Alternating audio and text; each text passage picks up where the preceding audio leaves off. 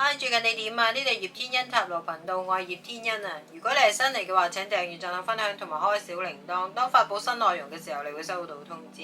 如果呢個 reading 引起你嘅共鳴，請點擊讚好、俾 comment 話俾我聽你中唔中意同埋點解。每個禮拜我 free reading 詳情於下面，但我永遠唔會向你發送信息，請提防詐騙，小心小心。記住，成千上萬嘅人正在觀看，並唔係每個信息都會引起你嘅共鳴。如果冇嘅話，你可以睇另一組另一個 reader 做任何令你高興嘅嘢，冇所謂。我感謝每一位訂閱者同埋任何瀏覽葉天恩塔羅頻道嘅人類，唔該，謝謝 ，thank you。第一組你跟他的初吻，先睇塔羅牌，哇，係非常之 mutual 啊！呢一種吸引力同埋關係。嗰個情況係你哋討論得面紅耳熱嘅時候呢，你會更加了解呢一個人，原來同你嘅諗法係好似，或者同你嘅 inner child 好 connected 啊！忽然間，你會覺得哇！忽然間嗰種愛情嘅感覺突然間嚟到啊！喺發生呢個初吻之前，氣氛係咁樣醖釀嘅，而可能你哋雙方討論嘅問題呢係同屋企有關喎，咁得意嘅。可能開始你哋相處呢係以朋友為呢一個起始點，而你係被呢一個對方高度重視，而發生嘅時間點呢係假期之內喎 vacation 之中，或者係你哋大家雙方一齊放假嘅時候。而個時間點係假期裡面。好，我哋睇下啲咩親密關係嘢呢 18+ 嘢出現啦。非常之突然嘅個感覺一嚟，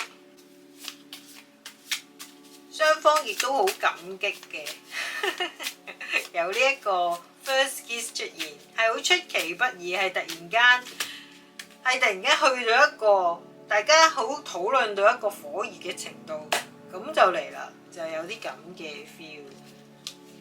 透過呢一次初吻，你哋會更加了解彼此。哇！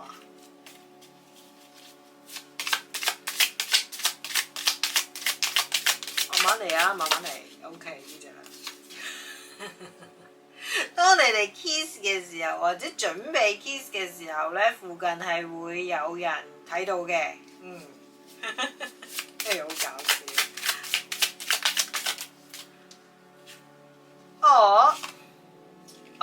OK， 抽到張先。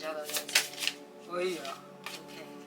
第一組你跟他的初吻啊，你哋嘅初吻呢係會喺熱烈嘅討論之中，突然間感覺就嚟啦。咁你哋係會透過呢個初吻更加了解彼此嘅。咁當然喺初吻之前，大家好激烈地討論嗰下都有啦。而你哋嘅感覺呢係對等嘅，唔係淨係得你係咁樣諗，而你哋雙方都會覺得呢一個契機係非常之珍貴，而你亦都會受到高度重視。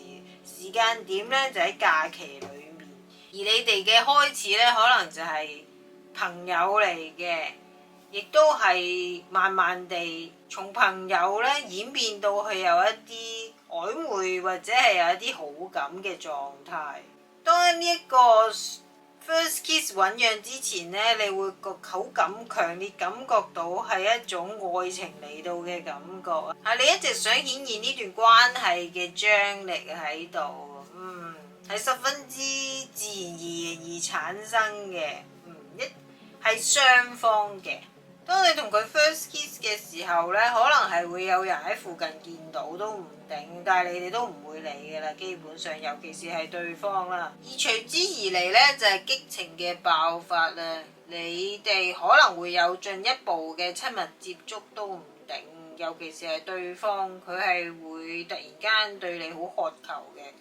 喺你哋親熱嘅途中呢，可能就有一啲阻礙出現咗，就唔係你哋雙方嘅問題，可能有啲外在嘅因素呢影響咗你哋進行呢一個親密嘅接觸啊，所以就會有啲沮喪，令到你哋就唔係淨係佢，你哋雙方都有啲沮喪，因為唔可以燃燒落去，有啲咁嘅 feel。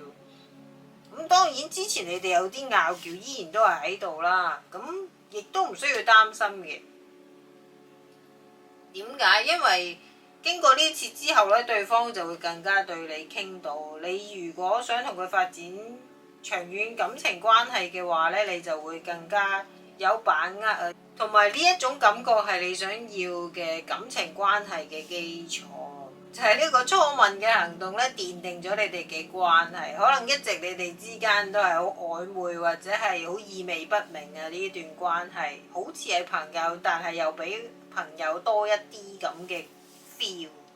第一組你跟他的初吻十分之 sweet 啊！你哋係去喺討論嘅當中升溫，然後就突然間就進行呢一個初吻嘅狀態，係會有人見到，而亦都喺假期嘅當中。你哋開始嘅時候呢，就係朋友嚟嘅，大家一齊開心一齊玩啊！對方一直默默關注你，同你嘅內在小孩都係會好連結嘅，因為你都幾玩得埋嘅。但係當你哋擦着咗之後呢，係會進行一啲親密嘅互動，會有親熱嘅行為出現啊，但係就會有啲 interrupt 有啲阻滯嘅。但係唔需要擔心啊，因為當你哋呢個 first kiss 過咗呢，就更加奠定你哋之間嘅關係，可以步入另一個階段，而對方亦都會更加為你傾到，亦都會想盡辦法揾一啲場合係不被打擾，十分之 sweet 嘅對方，因為佢真係好想同你真係單獨相處多啲互動，更加互動多啲，而對方可能係風象星座都唔定，而你可能係土象星座，未必咁主動嘅，但係對方呢就會經過呢次之後就會有好多提案，或者係會更加想同你去發展呢一方面嘅互動都唔定嘅。咁當然你哋之間個感情係有嗰個濃度同埋張力啦。至於你有冇嗰個 mood 去做呢，咁就要睇下佢有幾努力啦，喺呢一段關係營造氣氛，氣氛係好緊要。如果唔係呢，你可能會以同佢第一次初吻嗰個感覺做基準啊。如果佢帶領唔到你去進入嗰個狀態呢，你可能未必會理佢都唔定。但係先恭喜你一樣嘢啦，當你同佢初吻嘅時候呢，就係你同佢之間關係嘅開始啦。當然亦都會補充翻少少啦。當呢隻牌出現嘅時候呢，就係要誠實面對問題同埋溝通。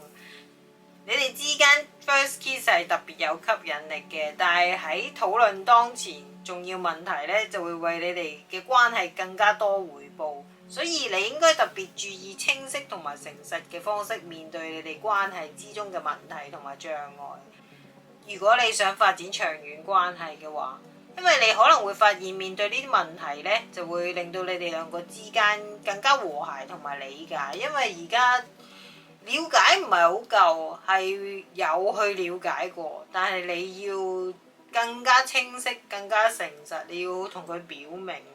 因為你哋唔知點解係有鋪拗嘢癮嘅喎，可能有時真係，總之成日都會討論得非常之激烈啊！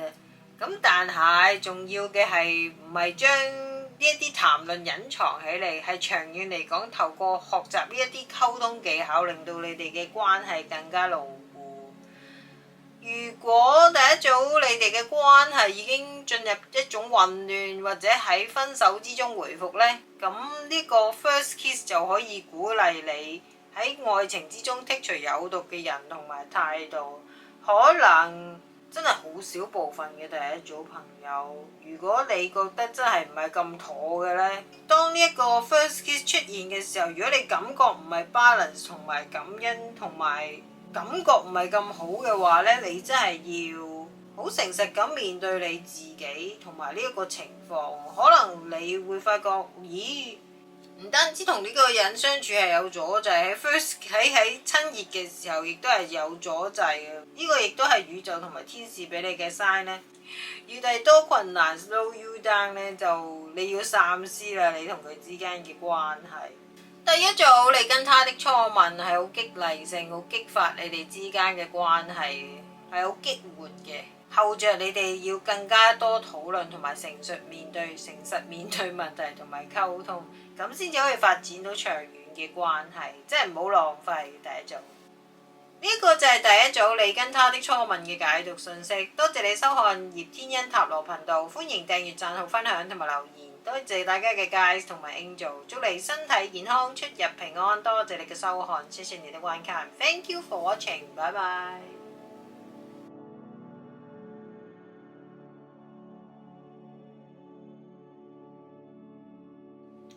嗨，最近你點啊？呢度葉天恩塔羅頻道，我係葉天恩啊。如果你係新嚟嘅話，請訂閱、讚好、分享同埋開小鈴鐺。當發布新內容嘅時候，你會收到通知。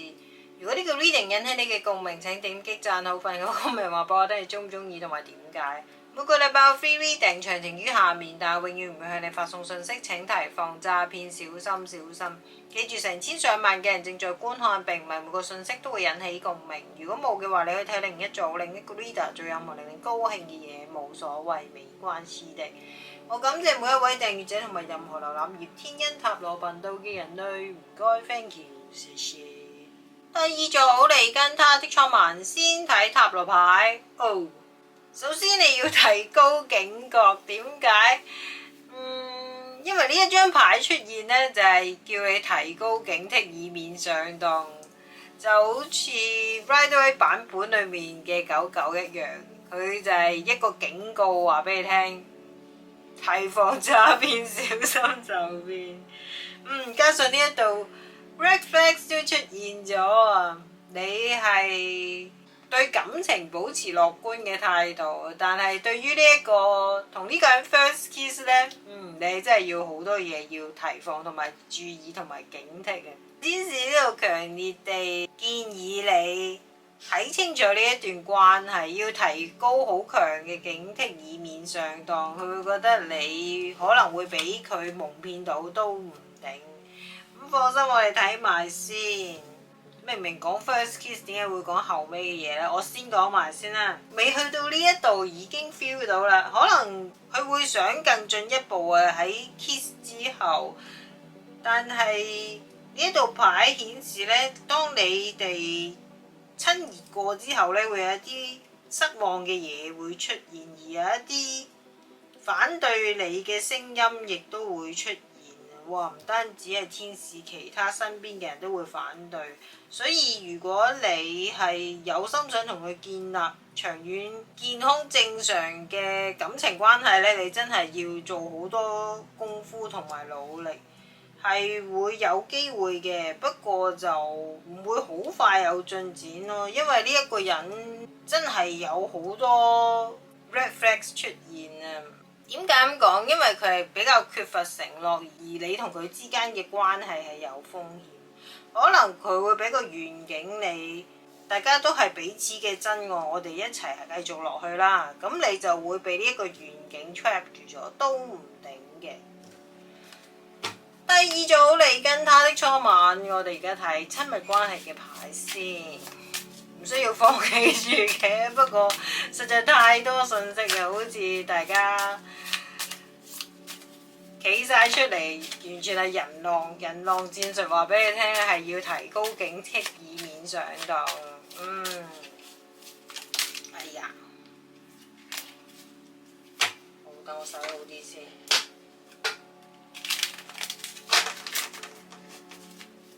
因為呢一個願景真係實在太誘人啦，可能你真係幾喜歡佢，但係呢個人真係缺乏承諾，同埋呢段關係係有風險。當然你有 free will 嘅，你係可以選擇繼續落去，但係就要做好多嘢，你又比較辛苦一啲啦。雖然對感情係要保持開放嘅態度，如果出現更加多負面特徵嘅時候，意味住如果你無視呢個人或者你同佢之間行為嘅後果呢，你就會睇唔到自己所處嘅位置有幾咁危險，同埋表現得好似一個傻瓜一樣。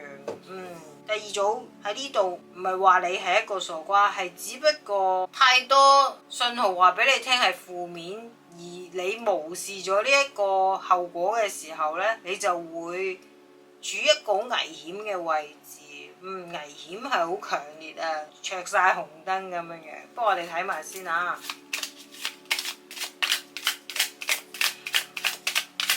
第二組你跟他的初吻。係啊，佢會好積極咁樣去推進你同佢之間嘅關係。可能佢會同你 wine and dine， 或者係如果你係酒量唔好嘅話呢，就避免唔好飲酒會比較好啲，保持清晰度。如果唔係呢，你就好容易上當。根據頭先咁樣講啦。係啊，冇錯啊，佢係想同你做好多真係好出格嘅性方面嘅互動嘅。咁如果你係對呢方面真係唔係咁有經驗，又或者係未係諗過同佢發生呢一種咁親密嘅關係嘅時候呢，你就更加要提防啦。當同佢 wine and dine 嘅時候呢，就最好淨係食飯會比較好啲啊。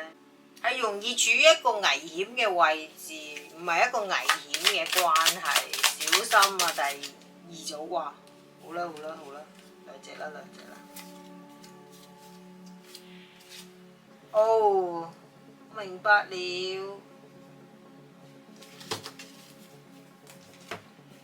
第二組你跟他的初吻啊，點解咁樣講呢？其實呢一個人呢，就有啲海王 feel 啊，可能佢嘅對象並不止你一個，而你可能係不知情都唔定。而佢一直以嚟呢，都會俾一個願景你，就係大家都係彼此嘅真愛，我哋一齊啦。咁令到你呢，容易墮入佢嘅情網啊，咁進而呢，就可以同你更加進一步親熱同埋親近。呢個人外在條件唔錯啊，佢可以輕易咁迷到你，而佢會令到你係有唔錯嘅體驗嘅。如果你哋 first kiss 之後有互動，當你哋互動之際呢，係冇錯，個氣氛係好，你會陶醉同埋享受，而個感覺亦都唔錯。但係之後帶嚟嘅失望感呢，就更加多。點解？可能佢得到咗你，或者係同你發生咗肉體之間嘅關係之後，可能佢就會將之前講嘅承諾或者甜言蜜語呢，就當冇講過，咁就會令到你好失望對呢一段關係。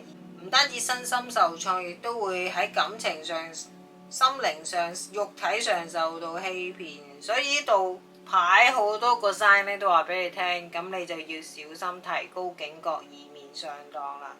咁當然你亦都可以測試佢。如果你哋相處咗幾個月嘅時候，你睇下佢可唔可以再等落去咯。第二組你跟他的初吻啊，好多 sign 就話俾你聽，你要提高警覺，以免上當。可能你係會同佢有個親吻嘅互動，而佢係好積極去推進呢一段關係。但係呢度牌處處都顯示話俾你聽呢，之後會有啲失望嘅狀態出現。雖然係有機會，同埋你係要付出相對嘅努力先至可以同佢發展到關係，但係天使就話唔係咁支持嘅，因為佢會俾一啲假嘅願景你，令到你覺得佢係一個有承諾想同你發展長遠關係嘅人啊。但係實際上可能佢係一個海王都唔頂嘅，而你可以再細心觀察下呢一啲 red flags 係咪？因為天使話你係值得被愛同埋值得真正嘅感情啊！你係會有真正嘅感情出現，而真正嘅感情係需要雙方忠誠同埋先至可以係真正嘅感情，然後可以好開心咁樣落去。但係呢一個人同你 first kiss 嘅人呢，就比較缺乏承諾，同埋如果發展長遠關係呢，就會有風險，所以反對聲音係比較多。又或者第二組，當你同佢 first kiss 嘅時候呢，你就會發現咦，好多嘢有啲唔對路喎，有啲咁嘅狀態都唔定。咁喺呢個時候呢，你就要懸崖勒馬啦，就唔好俾佢，我唔知點解咁講，唔好俾佢有機可乘啦。雖然你係好想同佢有親密嘅關係，但係你以有堅實嘅感情作為基礎，就會比較安全同埋健康。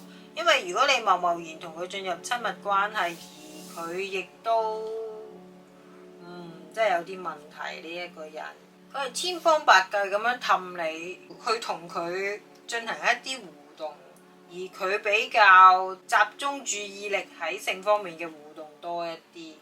真正感情同埋親密關係呢，就未係好見到，所以呢度牌不停咁顯示一個訊息，就係呢個人呢，就係缺乏承諾嘅。咁如果你同佢有 first kiss 嘅話呢，可能你自己都會感覺到。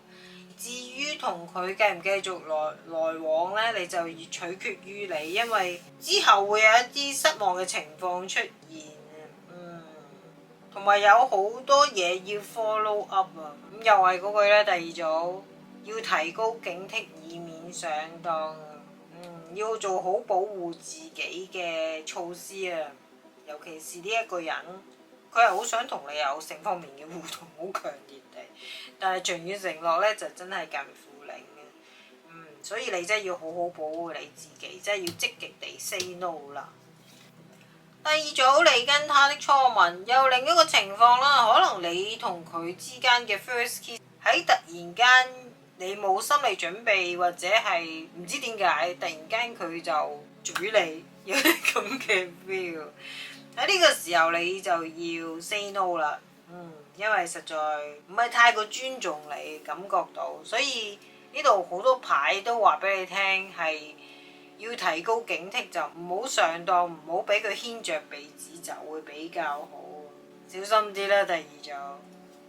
呢個就係第二組你跟他的初吻嘅解讀信息。多謝你收看葉天恩塔羅頻道，歡迎訂閱、讚好、分享同埋留言。多謝大家嘅 guide 同埋 angel，祝你身體健康、出入平安。多謝你嘅收看，謝謝你哋觀看。Thank you for watching，拜拜。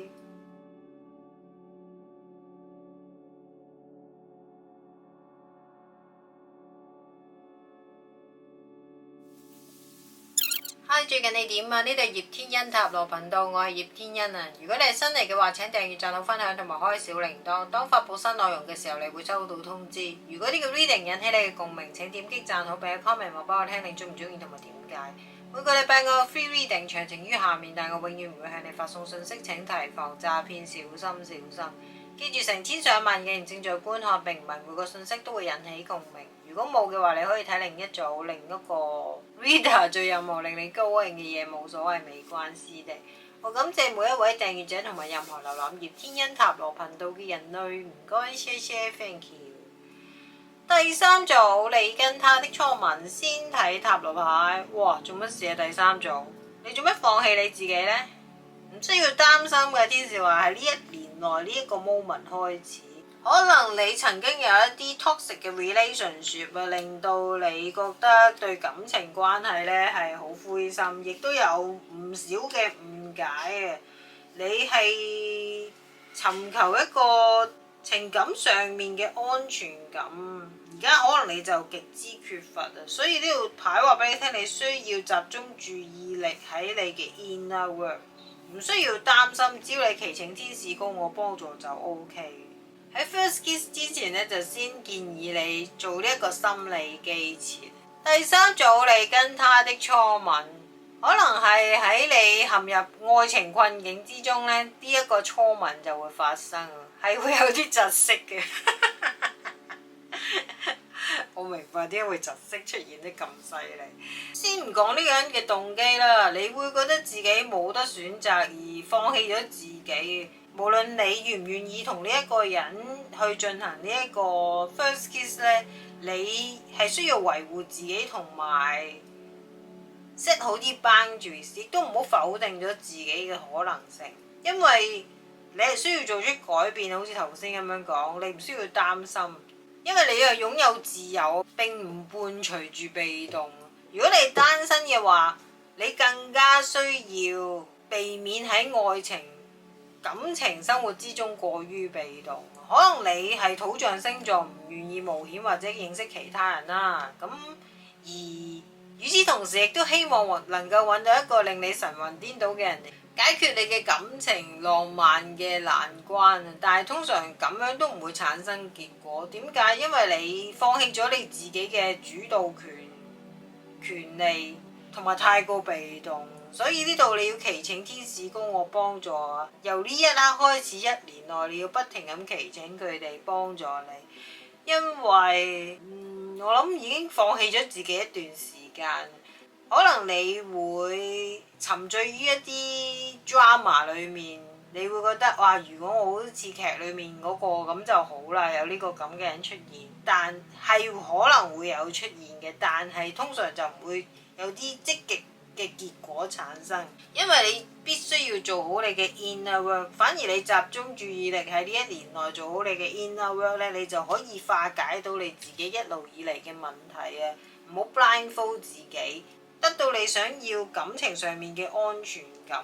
可能一啲 toxic 嘅 relationship 令到你真係完全係封死咗自己都唔定。第三組你跟他的初吻，終於都講到啦。你同佢之間嘅初吻呢，你係依然都係充滿住擔心，你會覺得會唔會俾人見到呢？咦，我哋咁樣做係咪唔好嘅呢？又或者我係咪繼續俾佢錫落去？你會好多疑慮嘅。但係呢一道牌就叫你 keep an open mind。當呢個人出現嘅時候，因為呢一個人係會陪伴住在你左右。唔單止係你好嘅時候，佢喺你有困難唔好嘅時候，亦都會陪伴你。十分之好喎呢一個人。當呢個人同你 first kiss 嘅時候呢，就會令到你喺愛情生活或者戀情方面呢增加咗動力。好，我哋再睇多啲先。第三組嘅朋友真係唔好放棄自己啊！你係會有理想嘅感情嘅，可能你過去嘅感情關係呢，真係比較 toxic 啊。我 set 個 time frame 先，可能你已經封閉咗自己一段時間喺感情生活，但呢個人同你有 first kiss 嘅互動呢，可能係你嘅 ex 嚟嘅，可能佢就想同你復合啊，但係你就要注意一樣嘢。當然亦都要睇下呢一個前度係咪有真心誠意去想同你有長遠承諾走落去嘅感覺啦。喺呢個時候亦都會有一啲智者俾到好嘅建議你，咁你就要慢慢觀察，亦都唔好封死咗自己，要 keep an open mind。keep an open mind 就唔係話即刻接受佢，係你要採取行動同埋有適當嘅控制嘅。就要努力溝通好自己嘅界線同埋維護自己，你要 set 好一啲 boundaries。如果佢再同你復合嘅時候呢，你就要提出你嘅訴求，咁先至 OK， 咁大家先至可以走到落去。哇！明明係 first kiss 嚟嘅喎，點解可以講到咁深㗎？佢真係有誠意嘅喎，呢一個 X。而佢對你嘅吸引力亦都係好強嘅，可能佢之前呢就太集中注意力喺比較具體嘅事情方面咧，尤其是性方面嘅互動，就缺乏咗心靈嘅交流，令到你好受傷。咁喺呢個時候呢，人係有 free will 嘅，你可以俾機會佢，咁但係就要做翻頭先講嘅嘢啦。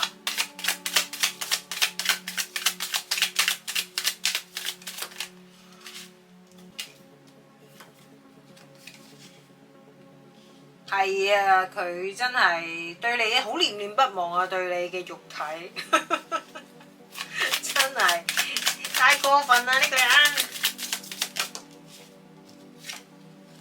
可能佢係一個真係幾中意好 adventurous 嘅人嚟嘅，包括喺性方面，佢會覺得始終都係覺得你最好，就係咁。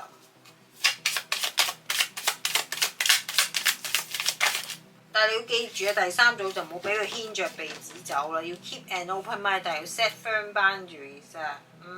係啊，佢真係想同你繼續有呢一種親密嘅關係，但係你就要提出你嘅訴求。如果你想同佢有健康長遠承諾嘅感情關係，如果唔係呢，你就依然都會更加封死自己喺呢個 toxic 嘅過去裏面。你要多啲祈請天使高我，將你嘅擔憂交俾佢哋。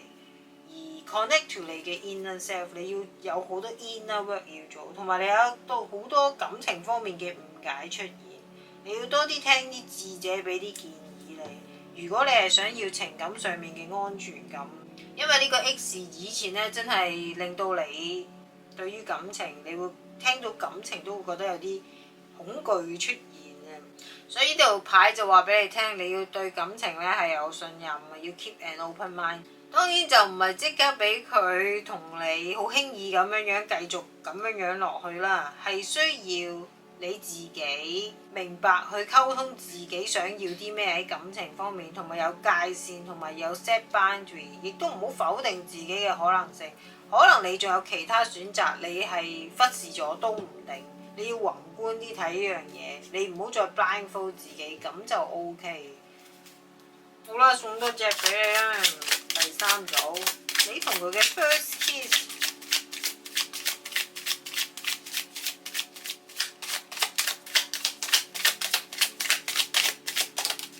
OK。頭先就講長遠關係嘅嘢比較多啊，而家呢，我就會集中講多啲你同佢 first kiss 嘅時候嘅情況係點。第三組你同佢嘅 first kiss 就會好莽撞咁樣，佢想同你繼續再續前緣，佢會突然間走出嚟話我好想同你喺翻埋一齊，令到你不知所措。喺呢個時候呢，你就要鼓起勇氣，唔需要太過擔心。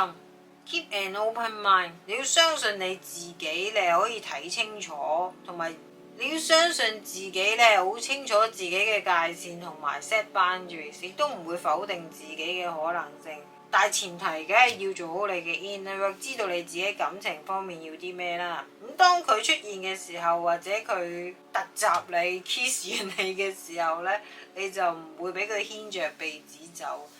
佢會點樣做呢？佢依然都係想先同你親熱多啲嘅。犀利啲講一句，佢有好多嘢想同你相處，始終佢覺得同你嘅身體契合度係最高嘅，而佢唔會只係滿足於同你親吻嘅狀態，而可能佢真係好亂嚟喎，基本上佢係唔會理附近有冇人或者係咩情況，或者係戶外戶內，總之佢一嚟到就要嘴你啊，有啲咁嘅 feel， 令到你好不知所措。但係第三組你真係唔好俾佢牽着鼻子走，你要作出改變，你要放低你嘅 blindfold， 可能你以前都係咁嘅。當你睇到呢一個視頻嘅時候呢，你就唔好再被動，你擁有你自己嘅自由。亦都唔好否定你自己嘅可能性，唔好過於被動。當你咁做嘅時候，你先至可以揾到一個令到你感情生活非常之豐富而有長遠健康承諾嘅關係，咁先至有好嘅後果啊！如果唔係，你一直都會喺呢一個 toxic relationship 裏面 loop 嘅，因為你俾佢牽着鼻子走。佢係好清楚自己想要啲咩嘅，但係你就要同佢先 common 埋先咯。你要講出你自己嘅訴求啊！